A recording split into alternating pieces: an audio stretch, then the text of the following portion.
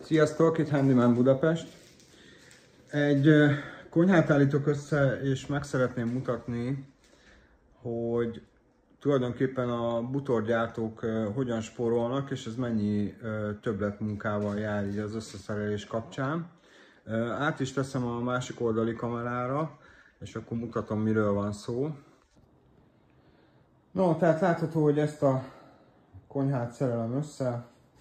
Ugye sütő, mosógép, kis kiúszható szekrény, pontosabban szállítógép, kiúszható szekrény, mosógép, mosogatógép, és hát majd ott lesz a helye a mosogató tálcánk, egy ilyen gránit tálca lesz. Na, tehát az első spórolási dolog az, majd itt szorostokkal mutatom nektek, ugye, hogy ezek a bútorok nem 60 cm mélyek, hanem 50 cm mélyek. Tehát nekem itt 10 centit ugye a faltól végig el kell tartanom, hogy egyébként a gépeket mögé lehessen rakni, mert például itt van ez a Bosch mosogatógép, ugye, amit ha tökig betol az ember a falhoz, mint talán látszik, maradott pár centi, akkor ez gyakorlatilag majdnem, hogy több mint 60 mély. Ugye tudni kell, hogy a munkapult szélessége az 60 cm, tehát nekem abba a síkba az összes bútort ugye ki kell hozni.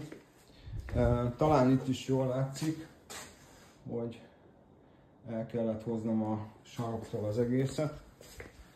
Itt is látható végig. Úgyhogy ez az egyik. A másik, azt itt láthatjátok, hogy a tulajdonos kérte, hogy a lehető legmagasabbra emeljük fel az alsó szekrények magasságát. Ugye ma már mindenki egy kicsit magasabb, meg a régi szabványok már alacsonyak, tehát egy 85-6 centis pult magasság az gyakorlatilag akár egy 1,80-as embernek már azt jelenti, hogy mondjuk mosogatáskor nagyon bele kell hajolni a mosogatótálcába, illetve ételfőzéskor mélyen van a pult, tehát kicsit meg kell görnyedni ahhoz, hogy az ember mondjuk bármit szeleteljen. Úgyhogy általában már mindenki azt kéri, hogy kerüljenek az alsó bútorok egy kicsit magasabbra.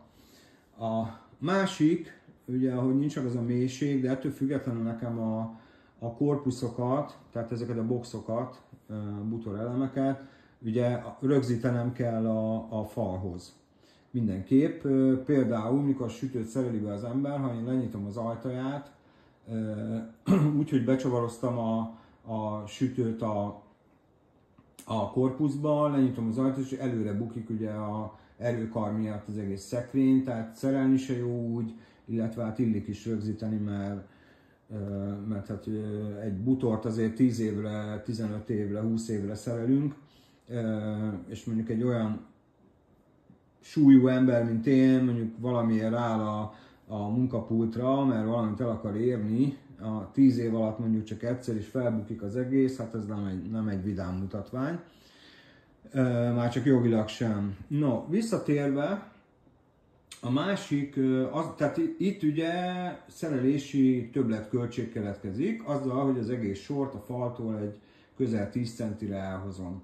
A másik, itt láthatjátok, visszatérve a bútorok magasságára, hogy ugye meg lett emelve nagyon a láb, és ugye nekem ahhoz össze kell játszani az összes gépmagasságot, ezeken még állítani kell, tehát ez nem a végleges, ahhoz, hogy végig be tudjak tenni egy lábazati takaró elemet.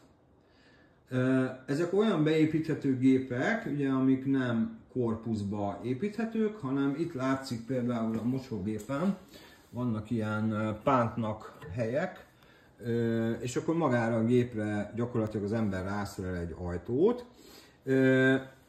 Ugye mivel egy mosógép, még ha jól be is van állítva, az idők folyamán azért picit elmozdulhat, milliméterekről beszélek, tehát nem arról van szó, hogy elszalad a gép. De ugye én most síkba hozom ezeket az ajtókat, tehát síkba hozom itt, hogy a korpuszra kerülő ajtó, illetve a gépre kerülő, ezt majd síkba kell rakni, gépre kerülő ajtó ugye egy síkban legyen. Ez idővel nem lesz egy síkban, el fog rázódni, el fog mozdulni. Most a szerencse például a Bosch mosogatógépnél van egy ilyen fali rögzítő elem. Itt is nagyon szükséges, mert az erőkar miatt kibukhat az egész mosogatógép. Pláne ugye mindenki tudja, hogy a mosogatógépnél az ajtót, mikor meghúzzuk, akkor ugye nagyobb erőt kell kifejteni, tehát mindenképp rögzíteni kell a falhoz.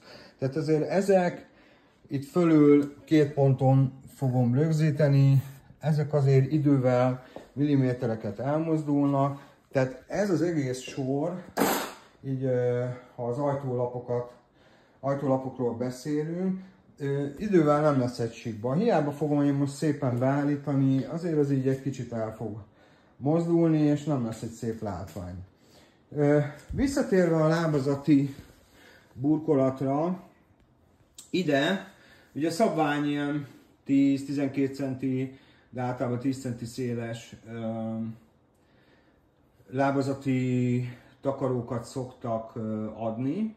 Na most ide majd külön le kell szabatni a lábazati takarókat, ugye ilyen gumiszegéllyel szépen, és akkor úgy felszerelni.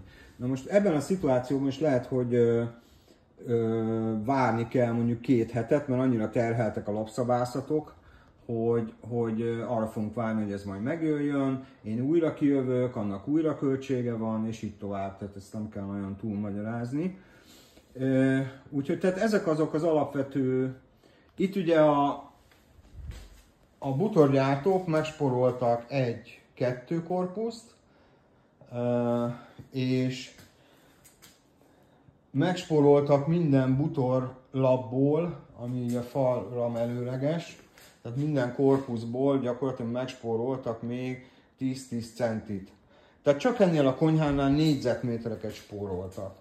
Tehát összességében az a javaslatom, hogy